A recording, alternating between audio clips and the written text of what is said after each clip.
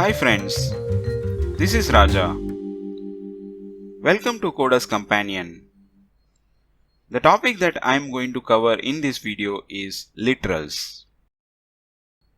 This is the sixth topic in Python basics. Let's begin. Literals are referred to as constant values. In Python, there are several kinds of literals. String literals, numeric literals, Boolean literals, special literals called none, literal collections. String literals are the constant values in the form of string. They are the text enclosed in single quotes or double quotes or triple single quotes or triple double quotes. By using triple quotes, we can write multi-line strings. Numeric literals are the constant values in the form of numbers.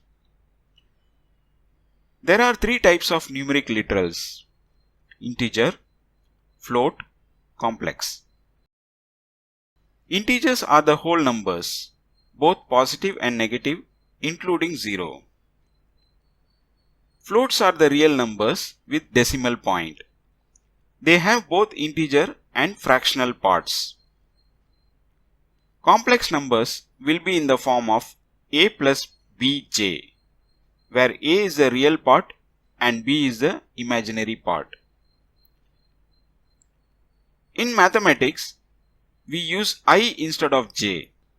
I is the square root of -1, and in Python j is used. A Boolean literal can either have value true or false. None literals is used to indicate absence of value. For example, x is equal to none, which means x does not have any value. Literal collections. There are 4 different types of literal collections: list literals, tuple literals, dictionary literals, set literals. List literals is a collection of elements of different data types. The values stored in list are separated by comma and enclosed within square brackets.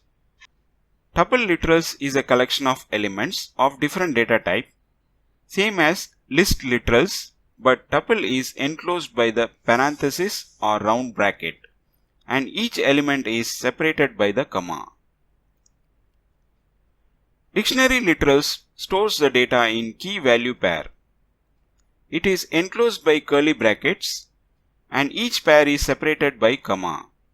We can store different types of data in a dictionary. Set literals is a collection of unordered data elements.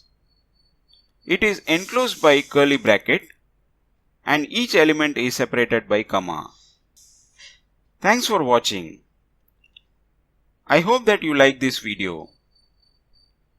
For more details, view the description below. See you in next video.